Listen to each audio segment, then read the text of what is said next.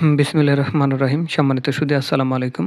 সবাইকে আমাদের YouTube channel VAT and tax স্কুলের পক্ষ থেকে আন্তরিক শুভেচ্ছা এবং অভিনন্দন। সম্মানিত সুধী, আজকের ভিডিওতে আমরা শেয়ার করার চেষ্টা করব জাতীয় রাজস্ব বোর্ড অর্থাৎ এনবিআর থেকে জানানো হয়েছে যে যারা টিন সার্টিফিকেট করেছেন রিটার্ন জমা দেন নাই, অর্থাৎ রিটার্ন জমা দেন নাই, অথবা যারা টিন সার্টিফিকেট করেছেন রিটার্ন জমা দিয়েছেন, মাঝপথে 2-1 বছর দিয়েছেন আবার দিচ্ছেন না, অথবা 2-এর অধিক বা তৃতীয় বছর দিয়েছেন বর্তমানে দেন নাই, এরকম অনেক সমস্যাগুলো রয়েছে। যাই হোক, পুরাতন করদাতাদের জন্য একটা দুঃসংবাদ দিয়েছে জাতীয় রাজস্ব বোর্ড, অর্থাৎ জাতীয় রাজস্ব বোর্ডের চেয়ারম্যান সাম্প্রতিক সময়ে বলে দিছে যে টিন সার্টিফিকেট করেছেন কিন্তু আয়কর রিটার্ন জমা দেন নাই, তাদের জন্য একটা দুঃসংবাদ, অর্থাৎ পুরাতন করদাতাদের জন্য একটা দুঃসংবাদ, যারা টিন সার্টিফিকেট করার পরেও রিটার্ন জমা দিচ্ছে না।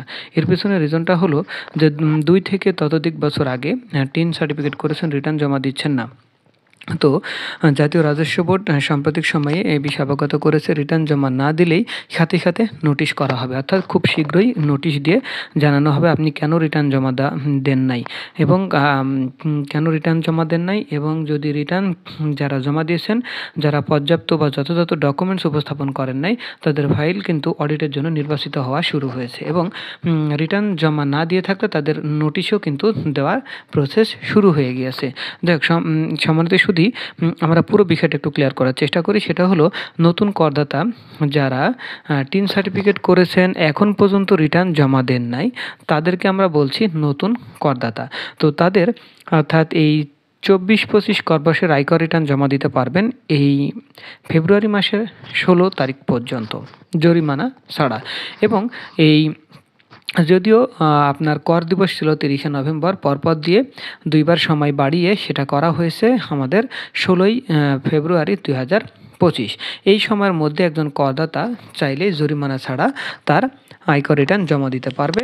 এই সময়ের মধ্যে রিটার্ন জমা দিলে সকল ধরনের কর অব্যাহতি সুবিধা পাবেন এবং আপনার আয়কর রেয়াতও হিসাবায়ন হবে যথোপযুক্ত নিয়ম অনুযায়ী। কিন্তু এই নির্ধারিত সময়ের মধ্যে যদি কেউ রিটার্ন জমা না দিয়ে থাকে, তাহলে কর দিবসের পরে রিটার্ন জমা দিলে তাদেরকে 2% হারে অতিরিক্ত কর দিতে হবে, পাশাপাশি আপনার জরিমানা দিতে হবে, এবং প্রতিদিন বিলম্ব করার জন্য সেটার একটা জরিমানা তো আছেই।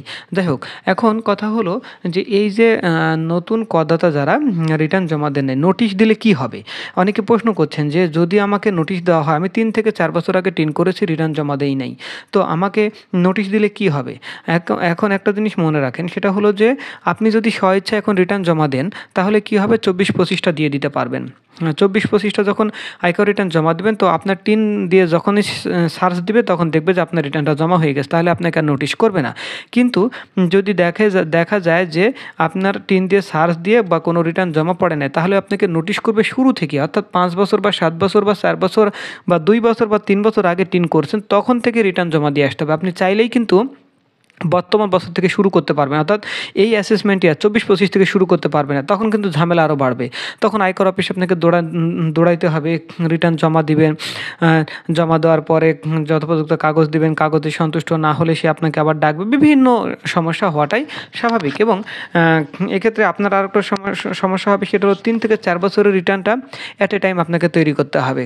আর আপনার যদি সহায় সম্পত্তি খুব বেশি না থাকে, আপনার ইনকাম যদি বেশি না থাকে, সহায় সম্পত্তি যদি বেশি না থাকে, সেক্ষেত্রে আপনি এই বছর থেকে শুরু করেন। কিন্তু যদি এমন হয় যে আপনার সহায় সম্পত্তি, FDR, DPS, land, property, flat, building এগুলো মিলে অনেক টাকা, তাহলে আমি বলবো শুরু থেকে যে বছর থেকে টিন সার্টিফিকেট করেছেন সে বছর থেকেই আপনি রিটার্ন জমা দিয়ে আসেন।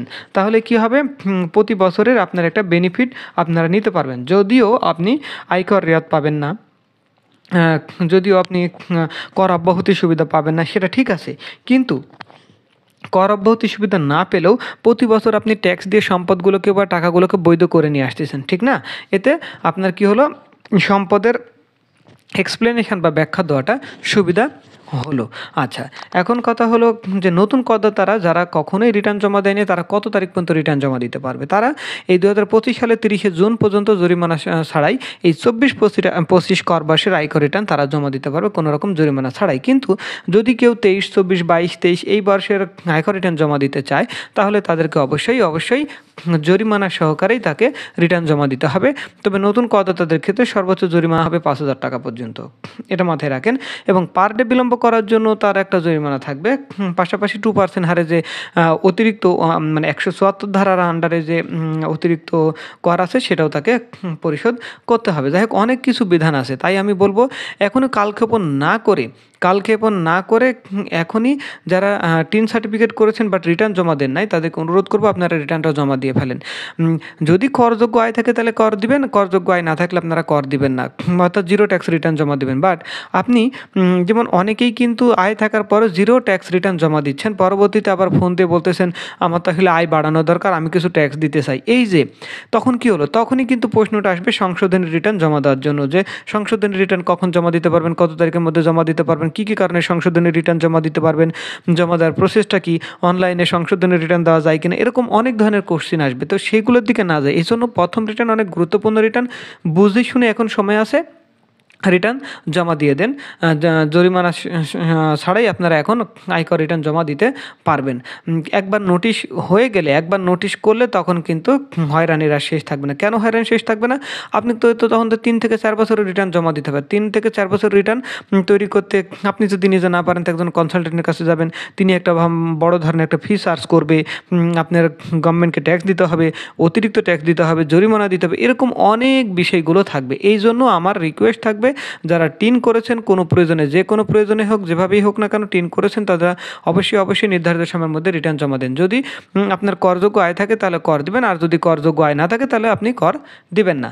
কিন্তু যদি এমন হয়ে থাকে যে আসলে আপনার আয় মানে কর দেওয়ার মতো কোনো আয় নেই, তাহলে আপনি আপাতত শুরু করে 2 থেকে 3 বছর রিটার্ন জমা দিয়ে তারপরে আপনি অনলাইনে, যেহেতু এখনও টিন বন্ধের প্রসেস শুরু হয়নি, আপনি সার্কেলে গিয়ে আবেদন করেন আপনার করযোগ্য আয় নেই, আমি পরপরই 3 বছর রিটার্ন জমা দিয়েছি, আমার এখন করযোগ্য আয় নেই, বা আমি ছেলের উপর নির্ভরশীল, বা মেয়ের উপর নির্ভরশীল, বা আমি আমার বাবার উপর নির্ভরশীল, বা আমি একজন ছাত্র, বা আমি একজন ইউটিউবার, যে উদ্দেশ্যে টিন করেছিলাম আমার ইনকাম হয় নাই, এরকম অনেক কিছু বলেন।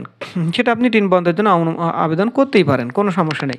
কিন্তু যারা ইয়াং জেনারেশন তারা টিন বন্ধ করলে ভবিষ্যতে আবার ঝামেলার মধ্যে পড়তে পারেন, কারণ আজকে টিন লাগতেছে না বা আজকে আপনার ইনকাম হচ্ছে না, 2 বছর পরে কিন্তু ইনকাম হবে, পরবর্তীতে আবার এই টিনটা সক্রিয় করার জন্য, অপারেটিভ করার জন্য আবার আপনাকে ট্যাক্স অফিসে দৌড়াইতে হবে। তো যারা ইয়াং জেনারেশন যাদের এই বছর ইনকাম হচ্ছে না, বাট 5 বছর পরে বা 2 বছর বা 3 বছর পরে আয় হতে পারে বা করযোগ্য আয় হবে, তাহলে অবশ্যই জিরো ট্যাক্স রিটার্ন দিয়ে আপনি পার হয়ে যান।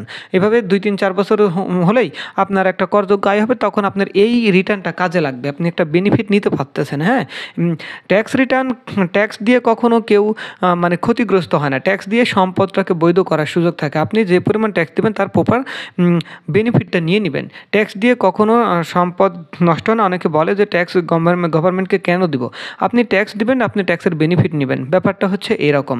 যাই হোক সম্মানিত সুধী, আমরা রিকোয়েস্ট থাকবে, যেহেতু ইতিমধ্যে এনবিআরের চেয়ারম্যান বলে দিছে যাদের টিন সার্টিফিকেট আছে আপনারা এখন পর্যন্ত আয়কর রিটার্ন জমা দেন নাই তাদেরকে শীঘ্রই এবং নোটিশ দেওয়া হবে। ইতিমধ্যেই নোটিশ দেওয়া শুরু হয়েছে এবং কিছু ফাইল অডিটে পড়াও শুরু হয়েছে, সে প্রসেসগুলো আমরা দেখেছি এবং কিছু ডকুমেন্টস আমাদের হাতে এসে পৌঁছাইছে যে তাদের ফাইল কী কী কারণে অডিটে পড়তেছে, কী কী কারণে। আমরা কারণগুলো আলাদা ভিডিওতে দেখিয়েছি, তারপর আমরা আলাদা আবার ভিডিওগুলো দেখাবো যে কোন কোন কারণে আয়কর ফাইলগুলো অডিটে পড়তেছে। যাই হোক সম্মানিত সুধী, যদি ভিডিওটি ভালো লেগে থাকে অবশ্যই লাইক দেবেন, শেয়ার করবেন, কমেন্ট করে জানাবেন ভিডিওটি কেমন হয়েছে, এবং আয়কর সংক্রান্ত যে কোনো ধরনের পরামর্শ, আয়কর রিটার্ন, আপনার ভ্যাট রিটার্ন, আপনার আরজিএসটি, এরকম যে কোনো ধরনের সমস্যার সমাধান আপনি আমাদের সাথে যোগাযোগ করতে পারেন, আমরা আপনাদেরকে যথোপযুক্ত পরামর্শ দিয়ে সহায়তা করতে পারবো। যাই হোক সম্মানিত শুধু আজকে পর্যন্তই, সবাই ভালো থাকবেন, সুস্থ থাকবেন। আসসালামু আলাইকুম।